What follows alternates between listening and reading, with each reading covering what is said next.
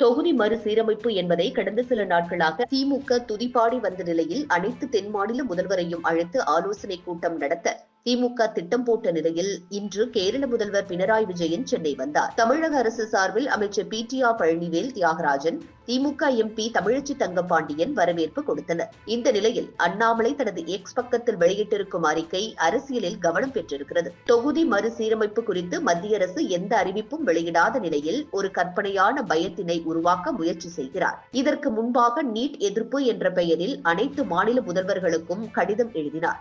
யாரும் மதிக்கவில்லை.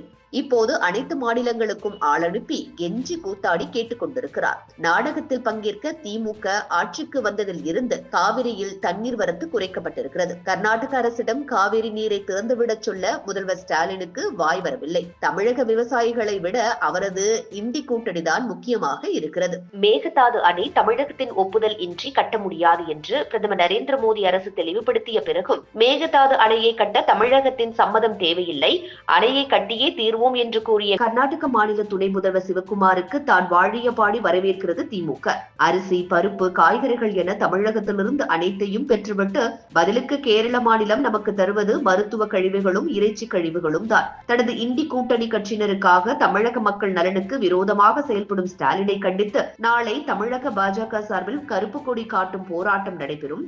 தமிழகத்தை தொடர்ந்து வஞ்சித்து வரும் கர்நாடக, கேரள மாநில தலைவர்களுக்கு சிவப்பு கம்பள வரவேற்பு அளிக்கும் முதல்வர் ஸ்டாலினை கண்டித்து கருப்பு கொடி காட்டும் போராட்டத்தில் ஈடுபடுவார்கள் என அறிவித்திருக்கிறார். இதனால் திமுக மற்றும் கூட்டணி கட்சி தலைவர்கள் பதற தொடங்கி இருக்கிறார்கள்.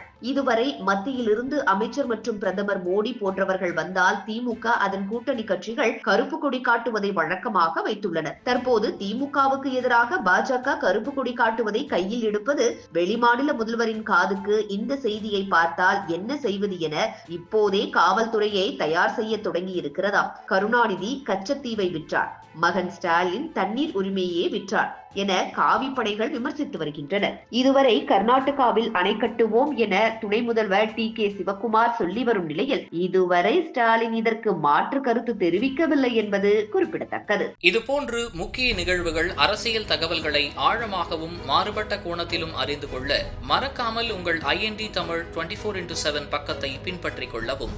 உங்கள் ஒவ்வொரு ஆதரவும் இதுபோன்று பல நிகழ்வுகளின் பின்னணியை அறிய உதவும்.